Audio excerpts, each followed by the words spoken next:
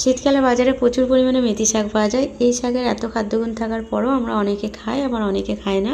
তো এই শাক আমাদের ওজন কমাতে সাহায্য করে, কোলেস্ট্রল নিয়ন্ত্রণ করে, হার্ট ভালো রাখে এবং হজমেও সাহায্য করে। তো এই রেসিপির জন্য একটা বেগুনের অর্ধেকটা ছোটো টুকরো করে কেটে নিয়েছি, আর এক আটি শাকের পাতাগুলো নিয়েছি।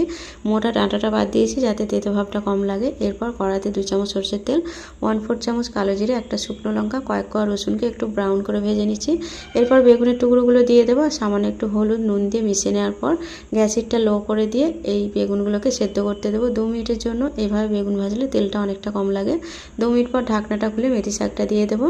একটু নেড়ে চেড়ে নেওয়ার পর শাকটা যখন কমে আসবে তখন সামান্য একটু নুন ছড়িয়ে দেবো উপর থেকে। নুনটা ছড়িয়ে দেওয়ার পর আবারও গ্যাসেরটা মিডিয়ামে রেখে 2 থেকে 3 মিনিট শাকগুলোকে সেদ্ধ হতে দেবো। 3 মিনিট পর ঢাকনাটা খুলে অল্প একটু চিনি ছড়িয়ে দেবো।